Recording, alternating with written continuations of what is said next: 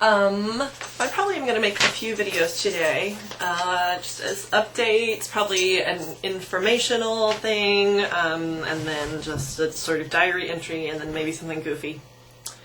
But I wanted to go back to Lyme disease, vocab for dummies for a second, because I'm learning about something else that's been going on with me, and it applies to everyone, and I'm sure you've read it, but it's, it's always nice to be taught it, or fed it. And so the word of the day is hyperacusis. Hyperacusis is a health condition characterized by an oversensitivity to certain frequency ranges of sound, aka a collapsed tolerance to a normal environmental sound. A person with severe hyperacusis has difficulty tolerating everyday sounds, some of which may seem unpleasantly loud to that person but not to others. Okay, there are all different types of hyperacusis. And you see it most often in things like either there's been ear damage, like a person works in a loud environment or fires firearms a lot, or in Lyme disease, or in Meniere's disease, or TMD or TMJ, in autism, in Asperger's. Hyperacusis is something that's relevant in that. In all of those situations. And like I said, there are many different types of hyperacusis, and here's why it's relevant to me. Of course, we have Lyme disease, we, the collective we. I say just so terribly much. For me, the hyperacusis has taken a few forms. An example, one time when it was a day I specifically couldn't walk, it was really loud in my house, to me, overwhelmingly loud.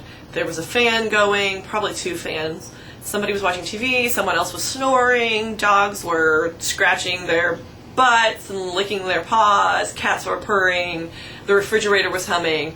It was an incredibly overwhelming experience to me. It wasn't just, ow, my ears, which that was part of it, but it was also a physically overwhelming, paralyzing / panic attack inducing experience. So I crawled out to the porch in the front of our house. Then it was equally bad because there's again, I just have to break myself of that. It's lucky I'm in acting, because then they provide lines and the lines don't say in them. So anyway, went out to my front porch. There were bugs out there. The bugs were equally loud to what was going on in my house, so I was just having a complete and utter meltdown. So that's happened a few times when I was traveling in the car, and like I said, it's just this physical, it's a panic attack combined with physical pain due to sound in your environment. Another type of hyperacusis that I have had or experienced is twice now, and then again today.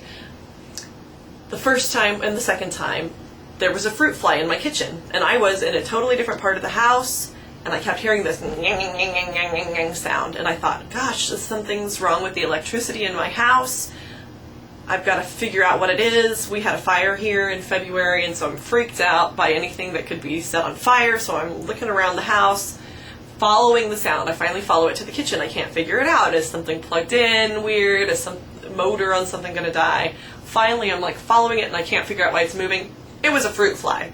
All the way across my house, I could hear a fruit fly.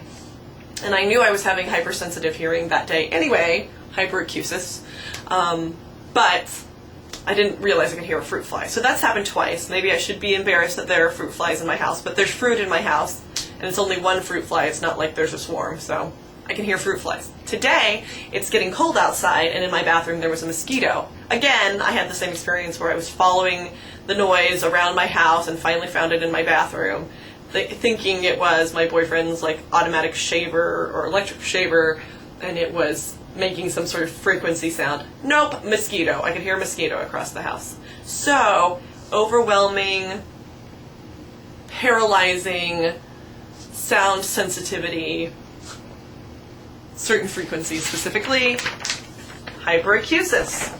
That is the vocab for dummies word of the day.